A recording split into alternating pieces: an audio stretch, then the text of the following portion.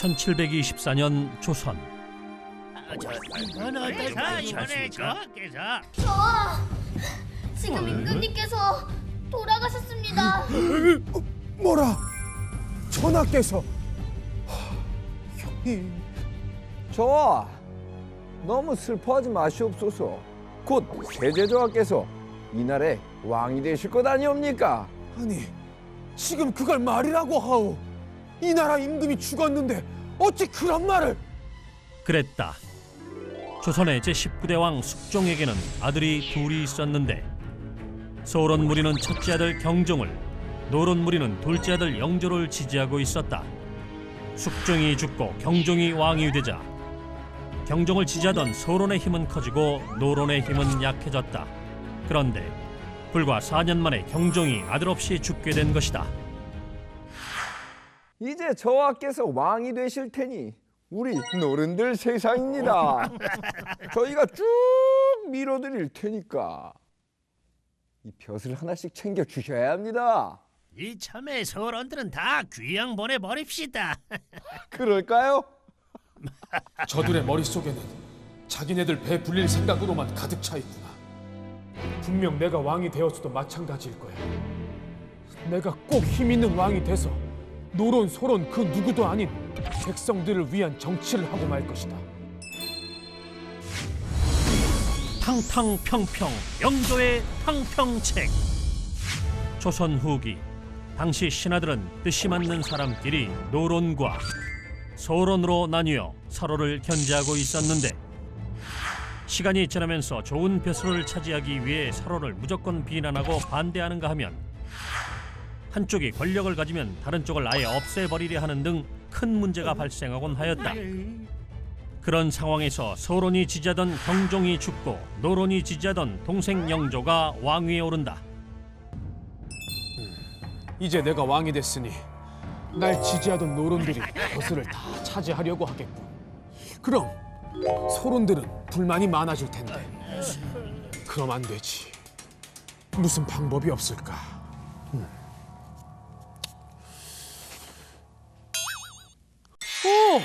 그래, 바로 이거야. 탕탕평평, 어느 한쪽으로 치우치지 않고 공평하다. 이렇게 좋은 방법을 내가 왜 몰랐지? 그래, 결국 노론이나 소론은 모두 힘을 얻으려고 싸우는 거야. 힘은 곧 벼슬, 벼슬을 공평하게 나누어주면 되는 것이지. 이름하여 탕평책. 모두 들으라. 앞으로는 노론, 소론 상관없이 능력 있는 인재라면 누구나 등용하는 탕평책을 실시하도록 하겠노라. 이게 무슨 개풀 뜯어먹는 소리랍니까? 우리가 밀어서 왕시켜줬더니 이거는 배신입니다, 배신. 맞습니다. 맞아요. 에이, 정말 우리 서론에게도 높은 벼슬을 줄까요? 아이고, 벼슬은 무슨 놈의 벼슬. 이 분명히 말뿐일 거요. 이렇듯 영조의 탕평책은 신하들에게 받아들여지지 않고 있었는데 그러던 어느 날 지금의 임금을 당장 끌어내자! 공격하라! 소론 출신 이인좌가 반란을 일으키면서 영조는 더욱 위기를 맞는다. 전하, 이거 보십시오. 저 소론들은 잘해줘봤자 소용이 없습니다. 이렇게 반란만 일으키지 않습니까? 이 기회에 저 소론들을 모두 없애버리시옵소서. 없애버리시옵소서. 뭐가 중단될 거야? 조용히들 하시오. 이렇게 나라가 시끄러운데 또 서로 헐뜯고만 있을 것이오. 오명왕은 들으라. 관군들을 데리고 가서 반란을 속히 진압하고 백성들과 나라를 안정시켜 주시오. 예, 제가요. 아니, 진압하라는 거야? 알겠사옵니다. 믿고 맡겨주시면 최선을 다하겠습니다. 그랬다. 영조는 소론이 중심이 되어 일으킨 반란을 소론 출신이 진압하게 하여 노론이 일방적으로 커지는 것을 막고 소론의 믿음을 얻게 된 것이다. 그리고 영조는 어느 날 신하들을 모두 불러 모았는데 자, 어서들 드시오. 예. 전하. 전하, 근데 이 음식은 어떻게 먹는 것인지. 아, 자, 보시오. 이렇게 골고루 섞어서 어서 먹어보시오. 예. 맛이 좋습니다. 네, 이 음식의 이름을 탕평채라고 지어보았소. 이 음식처럼 여러 대신들도 무리와 상관없이 잘 섞여서 백성들을 위한 정치를 펼치길 바라오. 만약 내 뜻을 어기고 또 자기네 무리만 챙기려 한다면 다시는 이 자리에 있을 수 없을 테니 그리들 아시오. 예. 뜻 받잡겠사옵니다. 영조는 이러한 자신의 뜻을 확실히 전하기 위해 벼슬할 인재들을 키우는 성균관에 탕평비를 세웠다. 남과 두루 친하되 편을 가르지 않는 것이 어진 이의 공정한 마음이요. 편만 가르고 남과 두루 친하지 못하는 것은 어질지 못한 이의 사사로운 마음이다. 그러니까 이 서로 편가르지 않고 두루두루 친하게 지내라, 이 말씀이지? 아이, 그렇지. 그러니까 서로 싸우지 말고 백성과 나라를 먼저 생각하라. 그 말씀 아니겠는가? 그러니까 우리도 친하게 지내자고. 또한 영조는 당파 싸움의 근원지인 서원을 줄이고 끼리끼리 모이는 것을 막았으며 노론과 서론에게 벼슬을 공평하게 나누어 주어 신하들 간에 싸우는 일이 줄었고 영조를 중심으로 한 왕권이 강화되었다. 이 강력한 왕권을 중심으로 영조는 백성을 위한 다양한 정책을 펼쳐 나갔는데 백성들의 억울한 일을 직접 이야기할 수 있는 신문고 제도를 부활시키도록 하겠소. 또한 백성들을 위해 균역법을 실시하도록 하라. 당시 16세에서 60세 이하의 남자들은 나라를 지키는 의무가 있었는데 생기 유지를 위해 농사를 지어야만 했던 백성들에게 군역 대신 배 2피를 세금으로 내게 했다. 하지만 이를 마련할 길이 없어 도망가는 백성의 경우 이웃이나 친척들이 대신해서 그 목까지 내게 하여 백성들의 부담이 매우 심각했는데 그래서 배 2피를 내는 대신 한 필만 내게 하여 백성들의 부담을 덜어주려 하오. 이렇게 탕평책과 균역법 등으로 나라를 안정시킨 영조는 왕위에 있는 52년 동안 정치, 경제, 문화 등 전 분야를 발전시켰으며 손자 정조에게 강력한 왕권을 물려주어 신하들이 권력을 위한 정치가 아닌 백성을 위한 정치를 펼칠 수 있도록 하였다.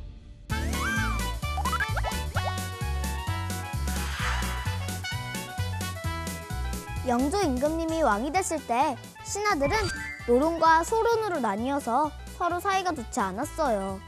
그러다 보니 나란 일보다는 각자의 이익만 챙기기 바빴죠. 이를 안타깝게 여긴 영조 임금님은 탕탕평평, 어느 한쪽으로 기울이지 않고 골고루 인재를 뽑는 탕평책을 실시했어요. 그 후 왕권은 더 강해졌고 백성을 위한 정치를 할 수 있었죠. 지혜롭게 신하들을 하나로 만든 영조 임금님, 그 지혜를 저도 본받아야겠어요. 조선 후기 철종 때 경치 좋다. 여기가 화양서원이군. 어디 한번 들어가 볼까? 아유, 감히 여기가 어디라고 함부로 들어와. 어후, 뭘 그렇게 성을 내나? 나 한 번만 들어가세? 어허, 이곳은 아무나 들어올 수 있는 곳이 아니에요. 이곳으로 말할 것 같으면 김수열 선생님의 제사를 지내는 곳이자 이 선비들이 학문을 하는 곳이라고. 그러니까 나 같은 사람이 들어가야지. 나 흥선군 이하응이야. 왕족. 아, 그 힘없는 왕족. 당시 서원은 학문을 익히는 본래의 역할보다는 권력을 쌓고 유지하기 위해 백성들을 괴롭히며 자기 배를 채우는 데만 힘을 썼다. 허허허, 행색이 뭐가 중헌디? 자, 한번 들어가 보세. 어허, 이 사람이 말로 해서는 안 되겠구만. 당신같이 힘없는 왕족은 여기에 한 발자국도 들어올 수가 없어요. 아야, 팔아. 아, 드럼 탔어. 아, 문 닫어. 왕족을 무시하다니 서원의 기세가 하늘 높은 줄 모르는구나. 내 반드시 바로잡으리라. 왕권을 강화하라. 흥선대원군의 개혁 정치. 조선 후기 순조부터 철종에 이르는 60여 년의 시간은 풍양조 씨와 안동김 씨가 자기들 멋대로 나라를 다스리던 세도 정치의 시대였다. 그래서 권력을 가진 신하들의 힘은 하늘을 찌를 듯했고 왕권은 한없이 바닥으로 떨어졌다. 대감님, 제 작은 성의입니다.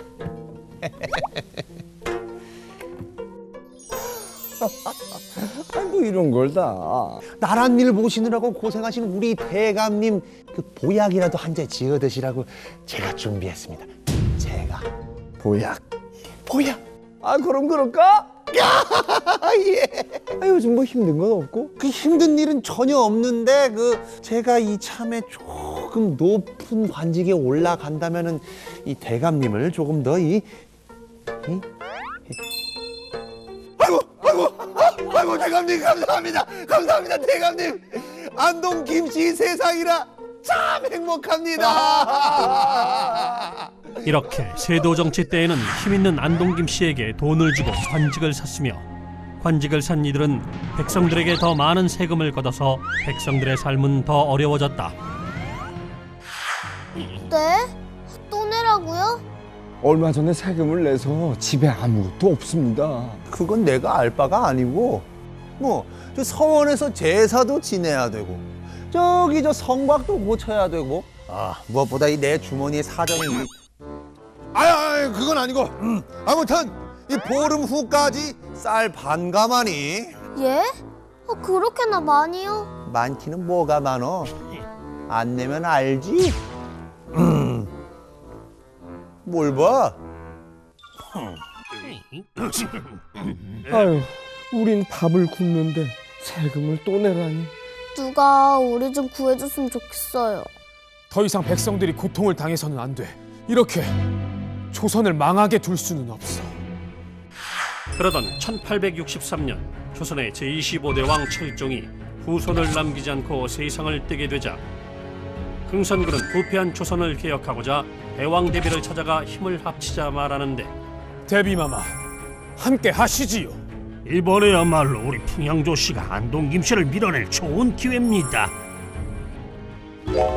흥선군의 둘째 아들을 새로운 임금으로 정하노라.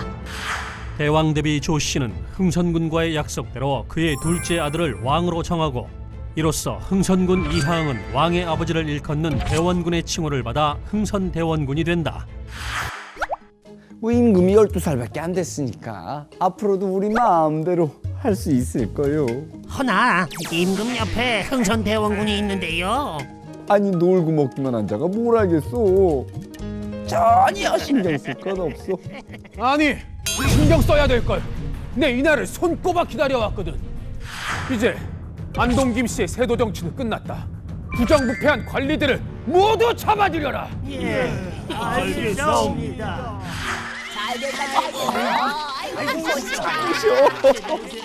이제야 나라가 제대로 돌아가려나 보다.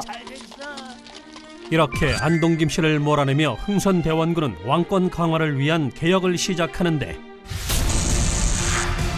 세금 개혁! 양반들에게도 군역에 대한 세금을 걷어라. 말도 안 되는 소리. 군대를 안 가는 대신 내는 세금을 왜 양반이 내노? 군대를 가야 할 천한 백성들이 내야지. 양반 체면을 떨어뜨리는 일이야.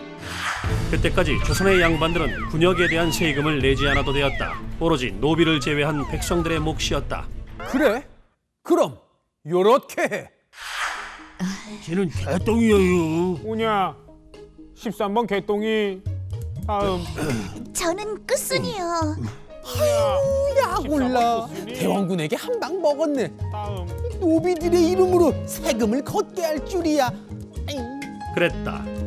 흥선대원군은 양반 체면이 깎이지 않게 거느리고 있던 노비의 이름으로 양반들에게서 세금을 걷었다. 덕분에 그동안 비어있던 나라의 곳간이 가득 차면서 왕권을 키우는 데 큰 힘이 되었다. 한편 흥선대원군은 서원도 정리하는데, 부패한 서원 정리. 전국의 서원을 47개만 남기고 모두 없애라. 조선의 정신적 기준인 사원을 없애다니. 이제 우리 선비들은 어디서 공부하란 말이오? 그럼 우리 스승님들의 재산은 어디서 지내란 말이야? 서원을 없애는 건 안 돼. 돼! 자신들의 이익만 챙기고 백성들을 괴롭히는 서원은 더 이상 용서하지 않겠다. 당시 서원은 서로 편을 먹고 세력 싸움만 하거나 서원의 재산을 늘리기 위해 온갖 이유를 대며 백성들의 돈을 뜯어내고 있었던 것이다. 이에 흥선대원군은 전국에 있던 600여 개의 서원을 정리해 백성들의 민심도 얻고 왕권도 강화하게 된다. 나의 개혁은 끝나지 않았소. 왕권을 강화하고 백성들을 잘 살 수 있게 조선을 또 개혁할 것이오. 나의 말을 어기는 자는 살아남지 못할 것이오. 예, 알겠습니다. 이렇게 강력한 힘과 의지로 흥선대원군은 60여 년간 이어온 세도 정치를 몰아내고 강력한 왕권으로 다스리는 나라를 만들려고 노력했다. 그래서 나라의 문을 굳게 닫고 서양 세력이 들어오는 것도 막았는데 이는 오히려 조선의 근대화를 막는 장애물이 되기도 했다.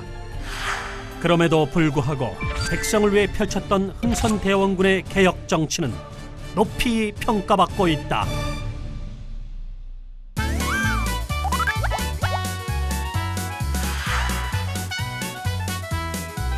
조선 후기 순조에서 철중에 이르는 60년 동안 임금보다 힘이 센 신하들이 나라를 마음대로 하며 백성들을 괴롭혔어요.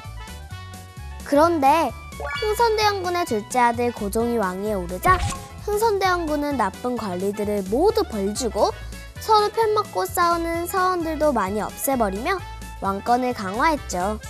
비록 나라의 문을 닫고 서양 세력을 밀어내서 조선의 근대화를 막았다는 평가도 있지만 왕권을 다시 세워 백성들을 위한 정치를 했던 흥선대원군은 훌륭한 개혁가였대요.